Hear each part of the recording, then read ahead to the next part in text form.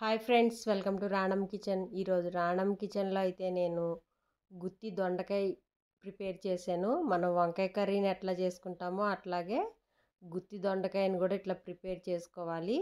ఈ దొండకాయ కర్రీ కోసం ముందుగా ఒక బాండీని స్టవ్ మీద పెట్టుకొని కొంచెం మెంతులు వేసుకోవాలి.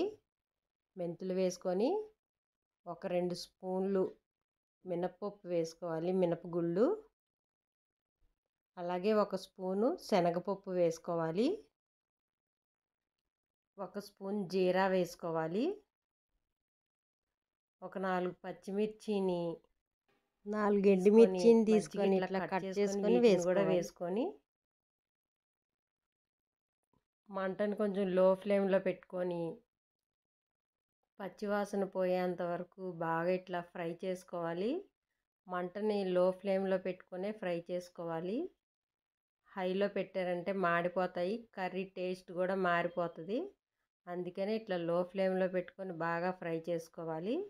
ఇట్లా మొత్తం అన్నీ బాగా ఫ్రై అయిపోయిన తర్వాత ఇప్పుడు కొంచెం చింతపండు కూడా వేసుకుంటే ఈ కర్రీకి టేస్ట్ చాలా బాగుంటుంది. ఇంత చింతపండు అయితే సరిపోద్ది.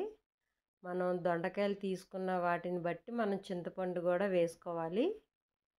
ఇట్లా బాగా ఫ్రై అయిపోయిన తర్వాత స్టవ్ ఆఫ్ చేసేసుకొని బాండీని కింద దించి వీటిని బాగా చల్లారనివ్వాలి. చల్లారిపోయిన తర్వాత ఇలా మిక్సీ జార్లోకి వేసుకొని ఇలా మెత్తగా గ్రైండ్ చేసుకోవాలి.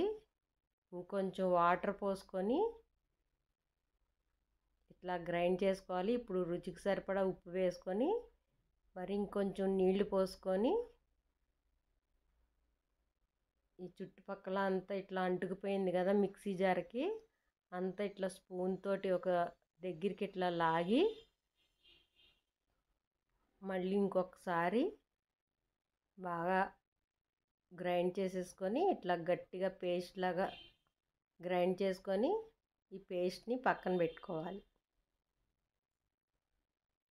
ఇలా పక్కన పెట్టుకొని ఈ పేస్ట్ని అంతటిని ఒక గిన్నెలోకి ఇట్లా వేసుకొని పక్కన పెట్టుకొని ఇప్పుడు దొండకాయలను కూడా మనం గుత్తి వంకాయకి ఎట్లా కట్ చేసుకుంటామో అట్లా దొండకాయలను కూడా శుభ్రంగా కడిగి ఇట్లాగా కట్ చేసుకొని పక్కన పెట్టుకొని మన వీలుని బట్టి చేత్తో అయితే చేత్తో, స్పూన్తో అయితే స్పూన్తో వీటిలన్నిటిని బాగా ఇట్లా స్టఫింగ్ చేసేసుకోవాలి.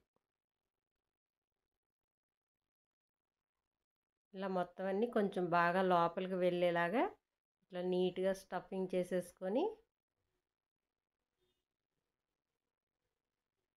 మొత్తం అన్నీ ఇట్లా స్టఫింగ్ చేసుకొని పక్కన పెట్టేసుకోవాలి.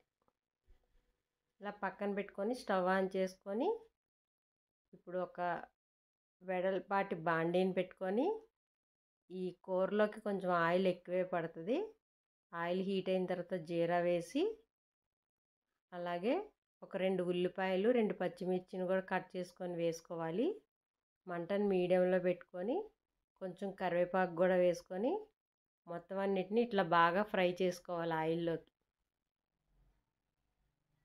ఇలా మొత్తం అన్నీ కలర్ మారిపోయిన తర్వాత ఇప్పుడు కొంచెం పసుపు, కొంచెం ఇంగువ కూడా వేసుకొని మళ్ళీ ఒకసారి మొత్తం అంతా ఇలా బాగా కలిపేసుకోవాలి. ఇలా మొత్తం అంతా బాగా కలిసిపోయిన తర్వాత ఇప్పుడు మనం స్టఫింగ్ చేసి పెట్టుకున్న ఈ దొండకాయలను కూడా ఈ బాండీలోకి వేసేసుకొని మళ్ళీ ఒకసారి మొత్తం అంతా బాగా కలుపుకోవాలి. ఇలా మొత్తం అంతా బాగా దొండకాయ ముక్కలు ఆయిల్లో కలిసేలాగా బాగా ఇట్లాగా కలుపుకొని పైన మూత పెట్టుకొని 1 నిమిషం మంటను లో ఫ్లేమ్లో పెట్టి మగ్గిన తర్వాత మళ్ళీ మూత తీసి ఇప్పుడు మిక్సీ జార్లో కొంచెం పేస్ట్ ఉంది, ఆ పేస్ట్లోకి కొంచెం వాటర్ యాడ్ చేసుకొని ఈ బాండీలోకి ఇట్లా పోసేసుకొని మనం ఇందాక పేస్ట్ చేసేటప్పుడు సాల్ట్ వేసాం, ఇప్పుడు దొండకాయ ముక్కల కోసం వేయాలి సాల్ట్. రుచికి సరిపడా వేసుకొని అలాగే కొంచెం కారం కూడా వేసుకోవాలి. వేసుకొని మొత్తం అంతా ఒకసారి బాగా కలుపుకోవాలి. ఇలా మొత్తం అంతా బాగా కలిసిపోయిన తర్వాత ఇప్పుడు ఇంకొంచెం నీళ్లు పోసుకోవాలి. అప్పుడు కొంచెం కూర గ్రేవీగా చాలా బాగా వస్తుంది. ఇట్లా మొత్తం అంతా కలుపుకొని